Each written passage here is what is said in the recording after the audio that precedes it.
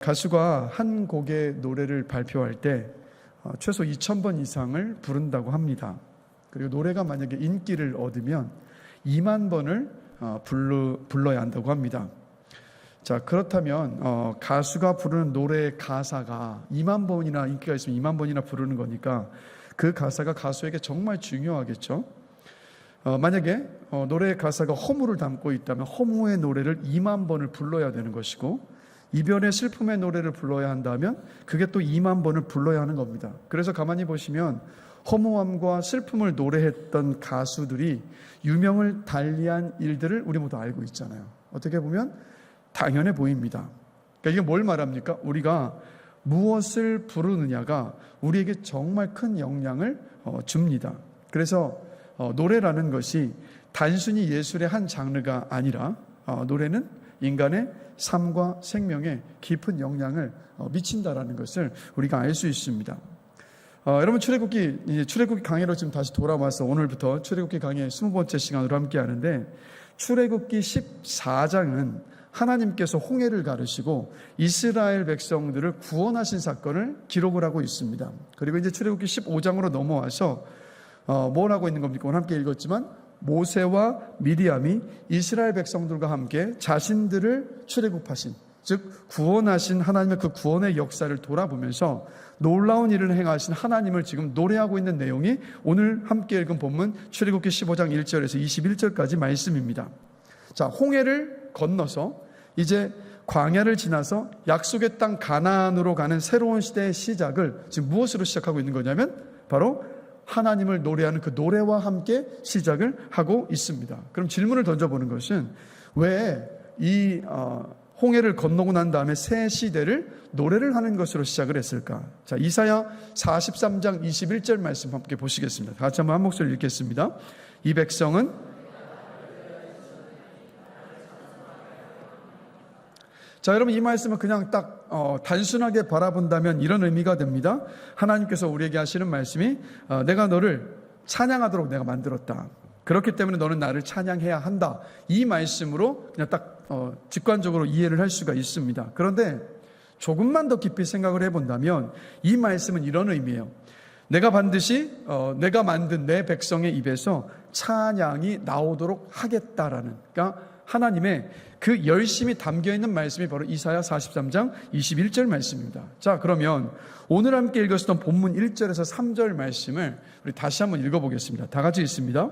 이때 모세와 이스라엘 자손이 이 노래로 여호와께 노래하니 일러스되 내가 여호와를 찬송하리니 그는 높고 영화로우시며 말과 그 탄자를 바다에 던지셨음이로다. 여호와는 나의 힘이요 노래시며 나의 구원이시로다. 그는 나의 하나님이시니 내가 그를 찬송할 것이요 내 아버지의 하나님이시니 내가 그를 높이리로다. 여호와는 용사시니 여호와는 그의 이름이시로다. 아멘. 자, 모세와 이스라엘 백성들의 노래입니다. 근데 이들이 왜 노래를 했습니까? 이스라엘 백성들이 출애굽을 했습니다. 홍해가 그 앞을 가로막고 있었어요. 그런데 홍해가 갈라지면서 마른 땅이 드러났습니다. 열풍이 불어닥쳐서 발이 푹푹 빠졌던 그 뻘이 이스라엘 백성들이 건너기 좋은 단단한 좋은 길이 되었습니다. 그리고 그 길을 건너가면서 이스라엘 백성들은 거대한 수족관을 보듯이 양옆으로 바닷물 기둥을 보면서 홍해를 가로질러서 걸어갔습니다. 아마도 건너는 내내 이스라엘 백성들은 탄성을 내질렀을 겁니다.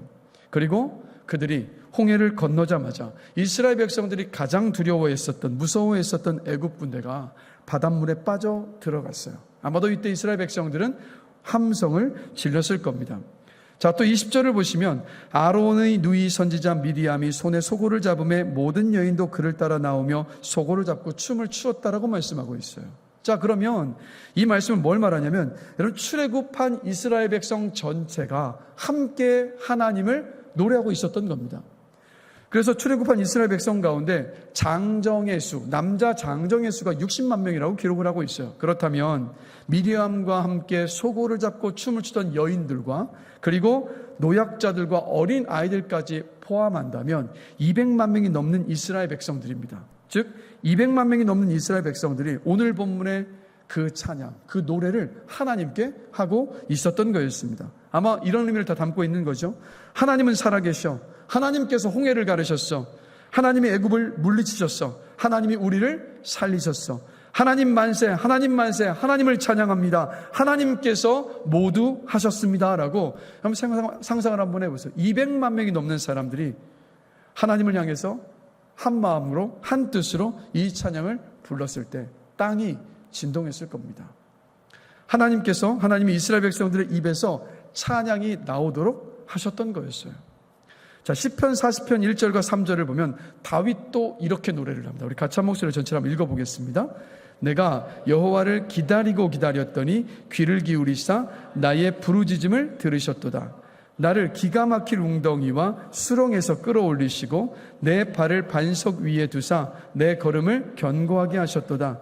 새 노래 곧 우리 하나님께 올릴 찬송을 내 입에 두셨으니 많은 사람이 보고 두려워하여 여호와를 의지하리로다. 아멘. 그러니까 다윗은 사망의 음침한 골짜기 같은 절체절명의 위기의 상황들을 여러 차례 겪었습니다. 그런데 그럴 때마다 구원을 받았어요.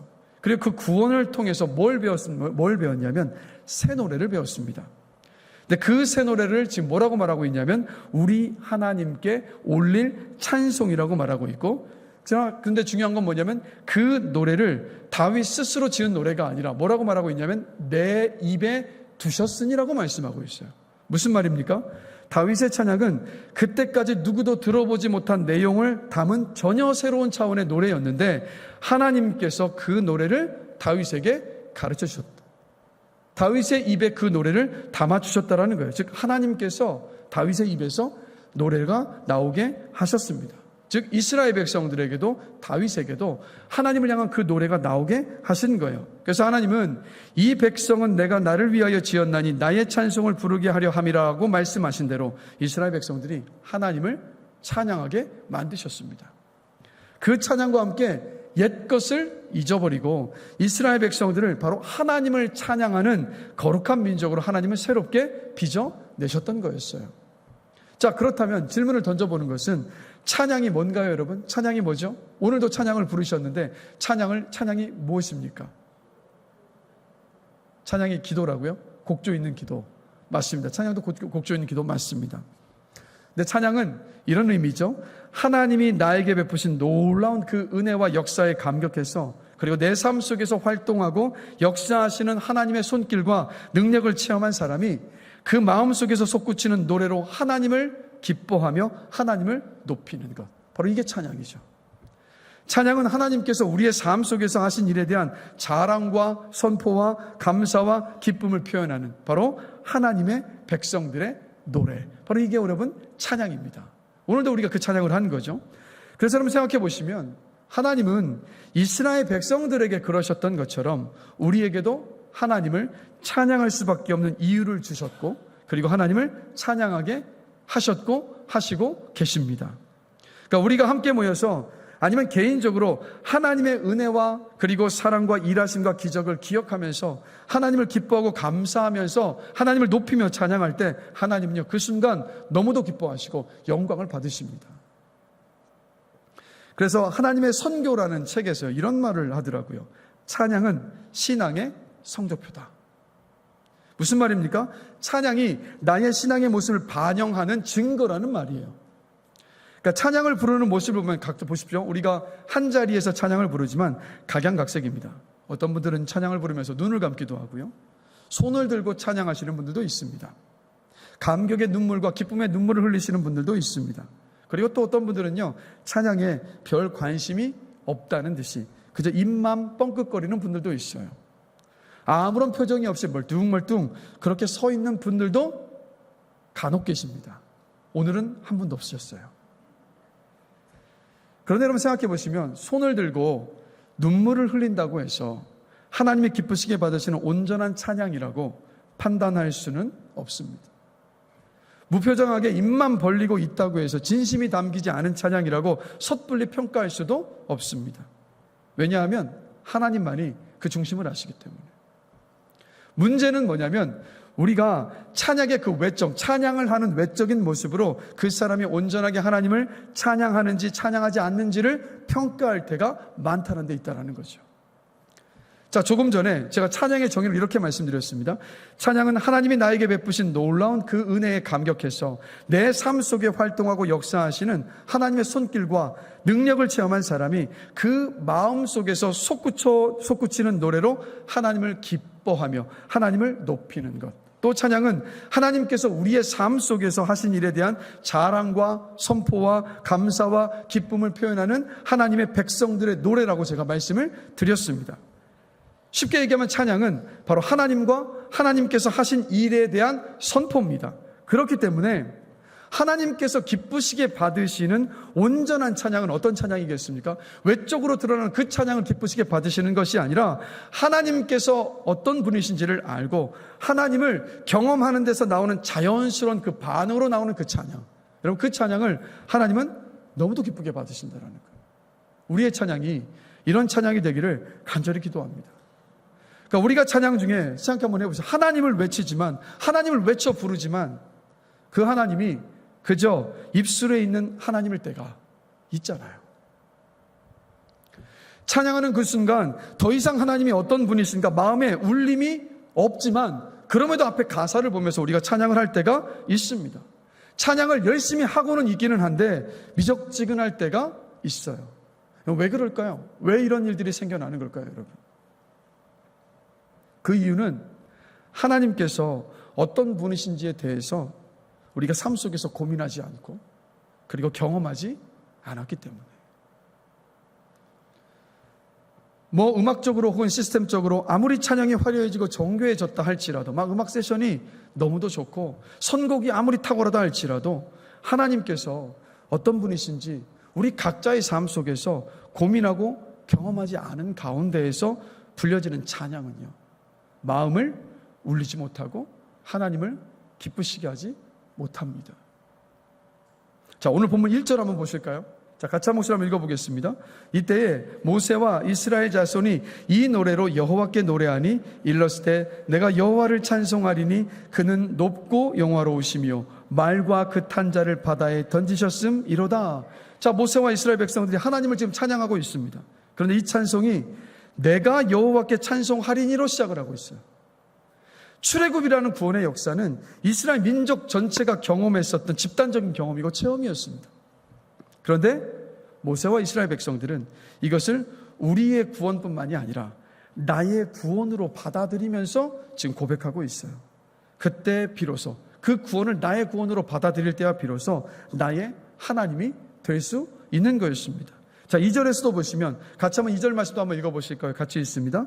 여호와는 나의 힘이요 노래시며 나의 구원이시로다.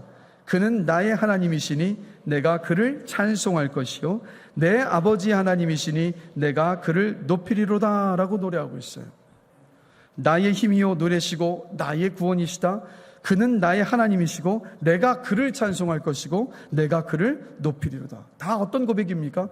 개인적인 체험과 하나님을 향하는 그 확신의 고백을 이스라엘 백성 전체가 하나님을 찬양하고 있지만 그 각자가 그 하나님을 찬양하고 있어요.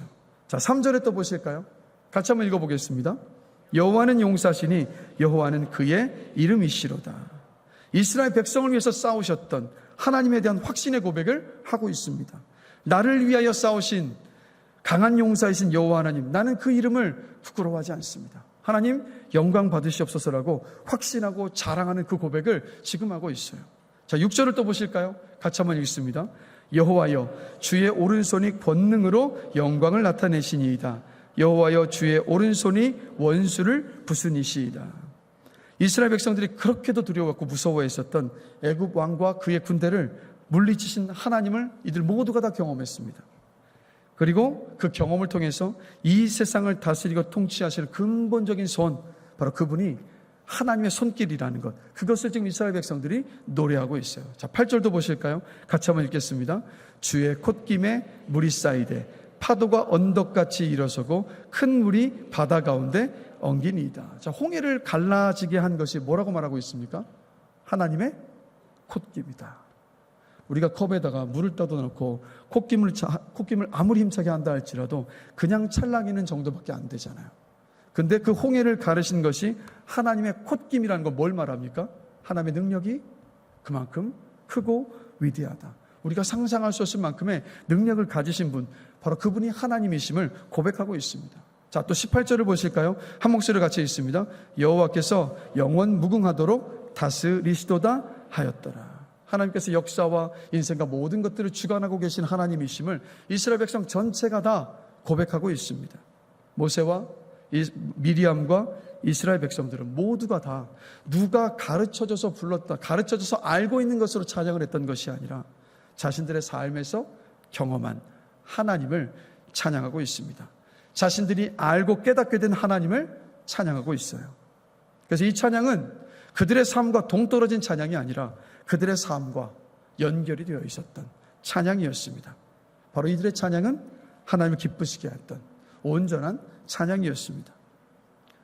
가만히 보면 우리는 신앙생활을 이렇게 묻어가면서 하려 할 때가 있는 것 같아요. 그냥 부모님이 신앙생활 하시니까 나도 따라오는 경우도 있고, 또 옆에 권사님이, 옆에 집사님이 찬양하니까 그저 그걸 따라서 그냥 찬양하기도 합니다. 다른 사람이 하나님을 경험한 간증의 이야기를 듣고 나서 마치 그것을 내 경험인 것처럼 여기기도 합니다. 그런데 이렇게 묻어가면서 신앙을 하다 보면, 따라다니는 신앙생활만 하다 보면 하나님께서 나의 하나님이 아니라 내 친구, 내 부모님, 다른 성도의 하나님에만 머물 수 있습니다. 이렇게 묻어가는 신앙 속에서 나오는 우리의 찬양은 하나님을 기쁘시게 할 수가 없죠. 마음을 울리지도 못하고 내 삶과도 연결이 될 수가 없습니다. 그래서 여러분, 하나님이 없는 것처럼 살아가는 사람이 일주일에 그 하루를 주일날 예배당에 앉아서 노래를 흥얼거리듯이 찬양을 한다면 그 찬양만큼 공허한 외침도 없습니다. 삶에서 하나님을 알아가는 그 치열함이 없다면 예배도 찬양도, 즉 온전한 예배도 찬양도 있을 수가 없습니다. 미지근한 신앙의 태도로 하나님을 대하는 게으름이 만약에 우리의 뼛속 깊이 박혀 있다면, 아무리 우리가 이 자리에 와서 하나님을 높이며 예배한다 할지라도 그 찬양의 미지근함을 벗어날 수가 없습니다. 그래서 우리가 찬양을 부를 때마다 찬양이 무엇인지, 멜로디와 박자가 무엇인지 그것에 신경을 쓰고 그것을 알기 전에 하나님이 누구이신지 그것을 우리 모두 알아야 합니다. 하나님을 찬양하고 있는 내가 하나님을 잘 알고 있는지에 오히려 우리는 더 관심을 기울여야 돼요. 단 한 곡의 찬양을 부른다 할지라도 하나님을 알고 하나님을 기뻐하며 내가 찬양하고 있는가, 우리 자신을 한번 돌아볼 수 있어야 됩니다. 그래서 찬양의 본질은요, 찬양을 하는 행위 그 자체에 있다기보다는 바로 찬양의 대상이신 하나님을 아는 그 지식에 있습니다. 하나님을 아는 만큼 기뻐하며 그분을 높이며 찬양할 수 있기 때문에. 그래서 여러분 가만히 보십시오. 하나님께서 우리의 내면 안에 하나님에 대한 그 갈망하는 마음을 심어 놓으셨습니다. 하나님을 알고자 하는 그 마음을 갖고 계십니까? 안 갖고 계십니까? 모두가 다 하나님을 알고자 하는 그 마음의 갈망을 가지고 있어요. 그런데 하나님은 너무 크셔서, 너무 위대하셔서 우리가 완전히 그분을 아는 것은 불가능합니다.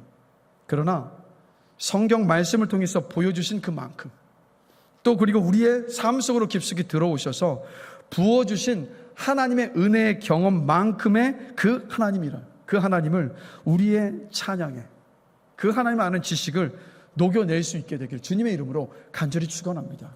그러니까 한 곡의 찬양을 부른다 할지라도 그저 가사가 떠오르니까 부르는 것이 아니라 우리의 삶 속에서 만났던 그 하나님을 떠올리고, 내가 오늘 말씀에서 읽고 은혜를 받아서 하나님께서 이런 분이시구나 알았던 그 하나님을 떠올리면서 하나님을 인정하고 기뻐하며 찬양할 때 그 찬양이 하나님께서 기쁘시게 받으시는 찬양, 하나님께 영광을 돌리는 찬양이 될 줄로 믿습니다.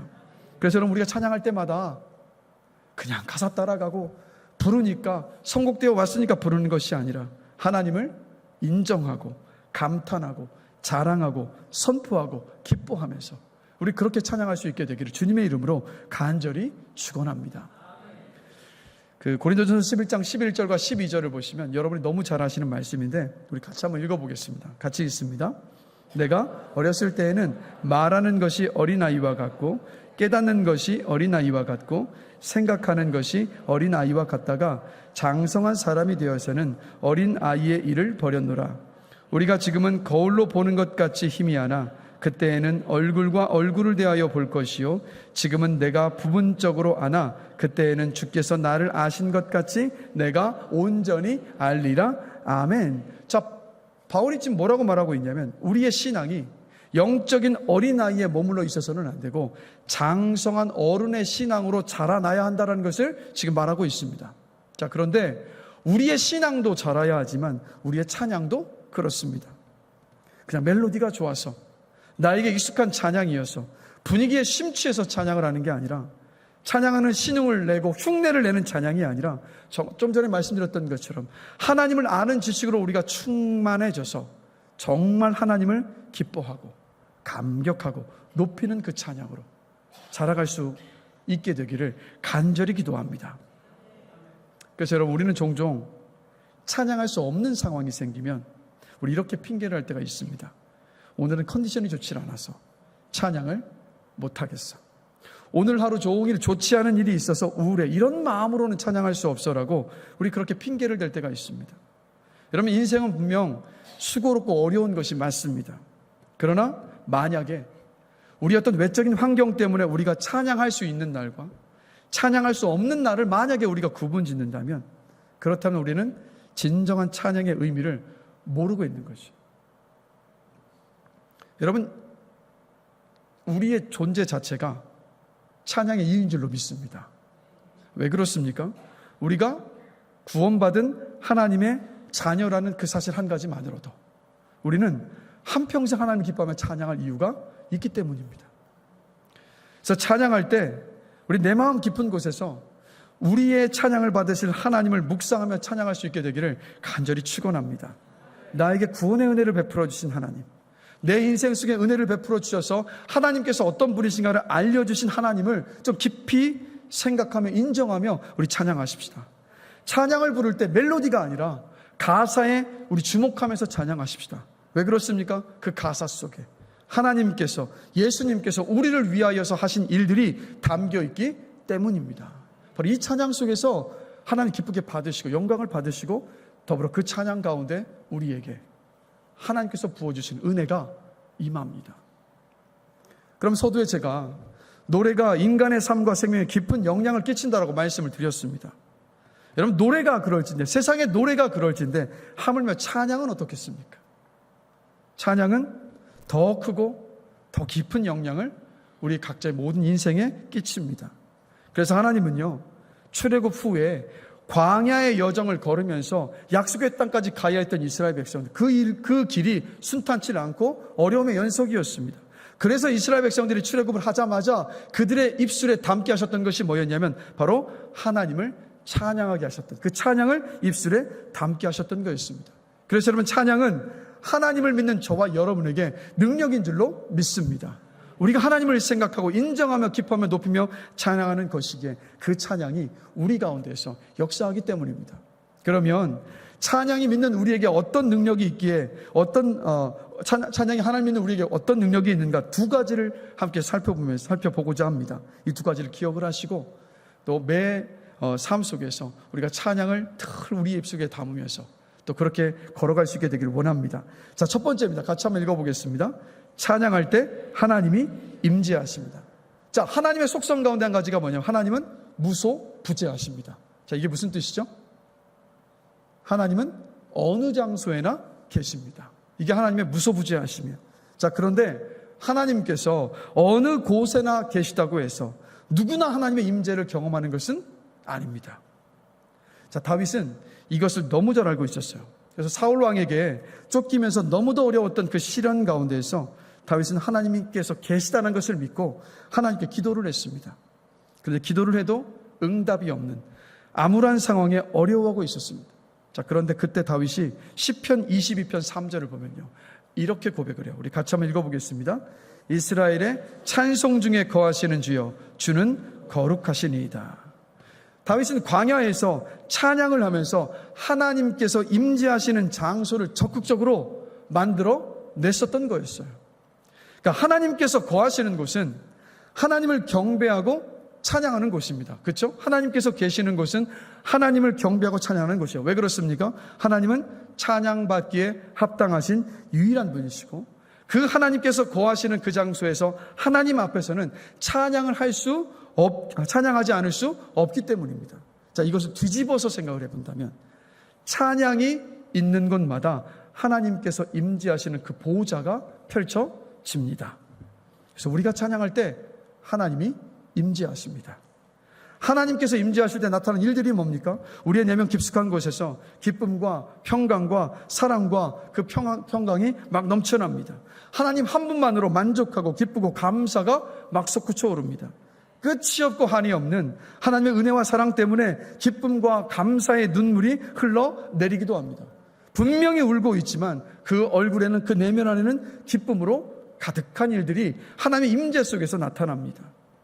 그래서 한번 생각해 보시면 벌써 이제 몇 년 전의 일이지만 여러분, 코로나 시절 기간에 모든 것이 다 막혀 있고 정체되어 있을 것 같던, 정체되어 있는 것 같아 보였던, 또 우리 앞이 어떻게 될지 모르는 그 두려움 가운데 있을 때 우리가 그 기간에 가장 자주 불렀던 찬양들 가운데 여러분 떠오르시는 찬양이 뭐가 있습니까? 그 코로나 기간에 우리 좀 자주 불렀던 찬양, 어떤 찬양이 생각나세요? 큰 길을 만드시는 주라는 찬양 기억나십니까? 가사가 이렇죠. 큰 길을 만드시는 주, 기적을 행하시는 주, 그는 나의 하나님. 약속을 지키시는 주, 어둠 속에 빛이 되시는 그는 나의 하나님. 주 행하심 보이지 않아도 때로 느낄 수 없을 그때도 일하시네. 주님, 주 절대로 멈추지 않네. 놀라우신 길을 만드신 기적의 주, 어둠 속의 빛, 그는 나의 하나님. 약속을 이루시는 분, 기적의 주, 어둠 속의 빛, 그는 나의 하나님. 이 찬양 우리가 참 자주 불렀습니다. 이 찬양을 부를 때마다 어땠습니까? 이 찬양이 우리의 마음 안에 큰 힘과 능력과 소망이 되었습니다. 어려움을 돌파해낼 용기와 하나님을 신뢰하며 맡길, 기도할 그 용기, 그리고 하나님의 일하심에 대한 소망을 가지고 그 코로나라는 어려운 시기들을 인내하면서 지나가게 했던 찬양이 바로 이 찬양이었습니다. 자, 그런데 찬양이 이렇게 만들었던 것이 아니라 우리가 이 찬양을 부를 때 하나님께서 우리의 찬양 가운데 임재하셨기 때문인 줄 저는 확신합니다. 우리가 찬양할 때 하나님께서 임재하셨기 때문에 우리가 그 어려움들을 이겨낼 수 있었고 돌파해낼 수가 있었습니다. 여러분, 그렇기에 지금 사방이 막혀있는 웅덩이에 빠져있는 심정이십니까? 그렇다면 지금이 어떤 때냐면 찬양을 불러야 할 시간입니다. 불평과 한숨과 낙담의 말이 아니라 소망 가운데 찬양을 불러야 할 시간인 줄로 믿습니다. 그래서 여러분, 찬양을 통해서 우리가 찬양할 때 임재하시는 하나님을 경험하시는 여러분들이 되시기를 주님의 이름으로 축원합니다. 자, 두 번째입니다. 찬양할 때 임하는 놀라운 일 같이 읽습니다. 우리가 찬양할 때 적이 두려워 떱니다. 자, 사무엘상 16장 23절 같이 한 목소리 한번 보시겠습니다. 하나님께서 부리시는 악령이 사울에게 이를 때 다윗이 수금을 취하여 손으로 탄즉 사울이 상쾌하여 낫고 악령이 그에게서 아멘. 자, 악신이 사울을 정신적으로, 영적으로, 육체적으로 힘들게 만들었습니다. 이럴 때마다 사울이 어떻게 했냐면 다윗을 불러서 수금을 타게 했어요. 수금을 타면서 하나님을 찬양하게 했습니다. 그때 일어난 일을 뭐라고 말씀하고 있냐면 상쾌하여 낫고 떠나더라 라고 말씀하고 있어요. 상쾌하여라는 의미는 어떤 의미냐면 정신적인 치유를 의미합니다. 그리고 낫고는 육체적인 아픔이 나았다라는 의미입니다. 그리고 악신이 떠나리라는 것은 사울을 괴롭히고 있었던 악한 영이 그 사울에게서 떠났다는 영적인 치유를 의미합니다. 그럼 뭘 말합니까? 우리가 하나님께서 하신 일을 찬양으로 선포할 때 어둠의 권세가 떠나갑니다. 찬양은 바로 어둠의 권세, 즉 마귀와 사탄을 향한 선전포고와도 같습니다. 그래서 한번 생각해 보시면 사탄은 끊임없이 우리의 마음 안에 두려움을 갖게 만들어요. 그래서 성경을 보면 항상 하나님께서 자주 하시는 말씀이 뭡니까? 두려워 말라, 놀라지 말라라고 말씀하세요. 그래서 여러분들 이 땅을 살아가면서 두려움에 입사할 때 함께 우리 찬양하는 겁니다. 아무것도 두려워 말라, 주 나의 하나님이 지켜주시네. 놀라지 마라, 겁내지 마라, 주님 나를 지켜주시네. 우리가 이렇게 찬양할 때요, 찬양하면 어둠의 권세를 향해서 선포할 수 있습니다. 그렇게 선포할 때 우리 안에 두려움이 사라집니다. 또 우리가 막 죄책감과 정죄감에 쌓일 때 기도하는 것이 쉽지 않습니다. 또 엄청난 죄를 짓고 나서 하나님 앞에 서는 것, 하나님 앞에 나오는 것이 어렵습니다. 영적으로 슬럼프에 빠졌을 때도 그렇습니다. 이때 예수 그리스도의 보혈과 십자가에 대한 찬양을 부르면 하나님 앞에 회개의 눈물이 터져 나오고 우리 안에 깊은 영적인 회복을 경험할 수 있습니다. 바로 이 찬양이죠. 나 같은 죄인 살리신 주은 해놀라와 잃었던 생명 찾았고 광명을 얻었네.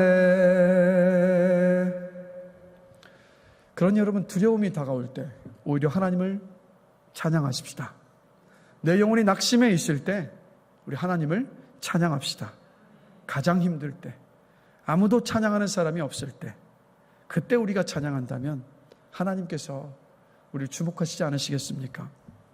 찬양할 때 우리의 심령이 회복됩니다. 찬양할 때 하나님을 바라보게 되고 하나님의 능력을 고백하게 되면서 환경과 상황과 문제를 보면서 무너지지 않을 수 있습니다. 그러니 여러분, 우리의 입에, 우리의 입술에 찬양을 담으십시다. 그 가운데 임재하시고 또 악력이 떠나가는 놀라운 그네의 역사를 우리 누리며 살아갈 수 있게 되시길 주님의 이름으로 축복합니다. 말씀을 마무리하겠습니다. 우리 찬양팀 다 올라와 주실까요? 찬양한다라는 이 말이 가만히 보면요, 찬송가나 복음성가 등을 노래한다라는 의미로 좀 많이 굳어진 것 같아요. 그래서 찬양을 잘 하려면 노래를 잘 해야 한다라고 생각하는 경우가 많은 것 같습니다. 그런데 과연 그렇습니까, 여러분? 노래를 잘해야 찬양할 수 있는 건가요? 노래를 잘해야 찬양하는 건가요? 아니죠. 찬양은 뭡니까? 하나님의 성품을 자랑하고 우리의 삶 속에서 하나님께서 하신 일에 대한 인정과 자랑, 선포, 감사, 기쁨을 표현하는 것, 이게 바로 찬양입니다. 그렇기 때문에 찬양은요, 꼭 노래일 필요는 없습니다. 우리의 간증이 될 수도 있고 아니면 하나님을 향한 기쁨의 외침이 될 수도 있습니다. 춤이나 박수치는 것이 될 수도 있고 악기를 연주하는 것도 하나님께 찬양입니다. 우리 교회 제2주차장, 교육관 밑에 제2주차장에 가보면 매일 오전 11시에서 12시 사이가 되면요, SUV 한 대가 꼭 주차를 합니다. 그것도 현수막을 쳐놓은 그 밑에 항상 주차를 해놔요. 차 안에 아저씨 한 분이 계시는데 목청껏 찬양을 부릅니다. 창문을 다 닫아두고 시동을 켠 상태로. 근데 음치예요. 음치입니다. 근데 그렇게 찬양을 하고 나서 큰 소리로 기도를 하시더라고요. 음치 있기 때문에 하나님께 찬양이 아닙니까? 아니죠. 아무도 보지 않는 곳에서 하나님과 독대하면서 하나님 앞에서 음치이지만 하나님을 정말 기뻐하면서 목청껏 찬양하고 기도한 그 아저씨의 찬양은요, 하나님께서 기쁘시게 받으시는 찬양이고 예배인 줄로 저는 믿습니다. 누군가 이런 말을 했습니다. 세상의 노래는 우리에게 감동을 줄 수는 있지만 하나님을 경험할 수 있도록 할 수는 없습니다. 하지만 하나님을 찬양할 때 그것이 바로 하나님이 임재하시는 성전이 됩니다. 여러분, 우리가 하나님을 아는 지식으로 충만해져서 하나님을 온전히 찬양할 때, 한국을 부르더라도 하나님을 알고 인정하며 기뻐하며 찬양할 때, 우리가 어디에 있든 무엇을 하든 그것은요, 하나님께서 함께하고 계시고 임재하시는 성전이 됩니다. 바람은 우리의 삶이 찬양이 되길 주님의 이름으로 간절히 기도합니다.